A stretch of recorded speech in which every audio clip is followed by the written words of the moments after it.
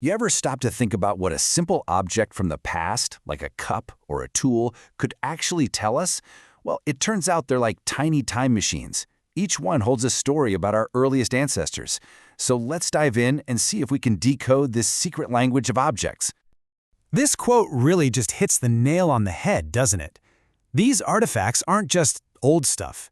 They're a direct line to the past, a connection to a world we can't see, but we can start to understand through the things they left behind.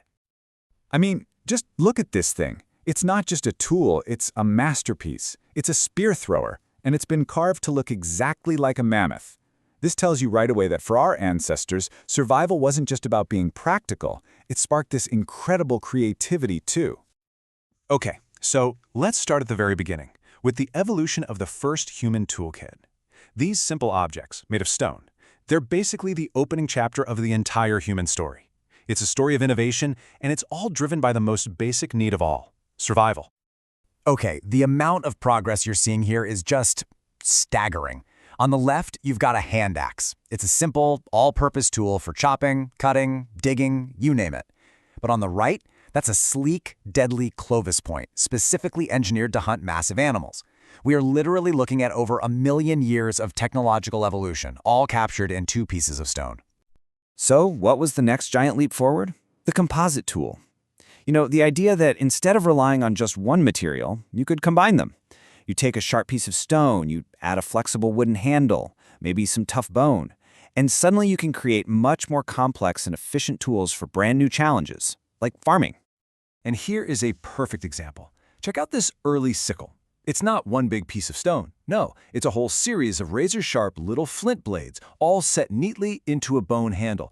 This wasn't for hunting. This was for harvesting grain, and that tells us something huge. Humanity was no longer just surviving, it was starting to actively shape the world. And of course, that new technology changed, well, everything. That shift from hunting and gathering to farming kicked off one of the biggest transformations in human history, settling down. As people went from being nomads to villagers, a whole new world of objects appeared, each one telling a story about community and daily life. Welcome to Cataloic, one of the first true villages on Earth. And look how it was built. The houses are all packed in tight, with no streets. So how did you get home? You'd actually walk across the rooftops and climb down a ladder to get inside. Living like this, in one place, meant people could own more things than they could carry, and that led to an absolute explosion of new objects. And here's the brand new toolkit for that settled life. All of a sudden, pottery becomes absolutely essential for storing grain and water. Heavy grindstones or querns show up everywhere for making flour. We start seeing evidence of looms for weaving cloth. And we even find specialized cutlery, like bone spoons and forks. Each of these objects tells a story of huge changes in how people ate and lived every day. Okay, but what about their inner world? We've seen the tools they used to survive and the objects they used to build a home. But what can these things tell us about what our ancestors were actually thinking and dreaming and believing? Right. This is where the story gets really interesting. Because some of the most powerful artifacts aren't tools at all. They're objects that give us this incredible, fleeting glimpse into the abstract thoughts and spiritual lives of early humans. It's a window into their minds. Take a look at this absolutely incredible art from the Lascaux Caves. I mean, these are just breathtaking. But here's the mystery. We know from the bones they left behind that the people who painted these magnificent horses and mammoths almost exclusively ate reindeer. So why not paint reindeer? It suggests this art wasn't just a record of daily life. It was probably part of some complex ritual or belief system that we can only guess at now. And then there are these, the Venus figurines. They're found all across ancient Europe, and they all share these really distinct features. You know, exaggerated hips and breasts, but almost never a face. So what were they? Fertility symbols? Some kind of ritual object?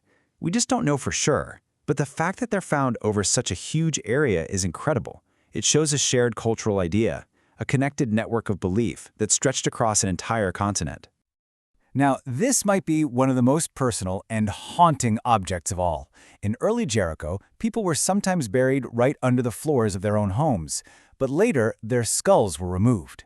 Plaster was then carefully molded over the bone to recreate their faces, with shells for eyes. And these skulls were kept in the home. It suggests this powerful, intimate connection to their ancestors and some really deep beliefs about life, death, and what comes after. So we've seen tools for survival, objects for home life, and artifacts that hint at belief. So what happens when you weave all of those threads together? Well, you get the blueprint for one of the world's first great civilizations. This is Mohenjo-Daro, a huge city from the Indus Valley civilization. We're talking about a meticulously planned urban center that could have housed up to 100,000 people, and this was over 4,500 years ago. Just the sheer scale and organization of it all, built from millions of standardized bricks, tells you that we're looking at a whole new level of social complexity. I mean, the Indus civilization had the whole package. Their cities were laid out on a grid.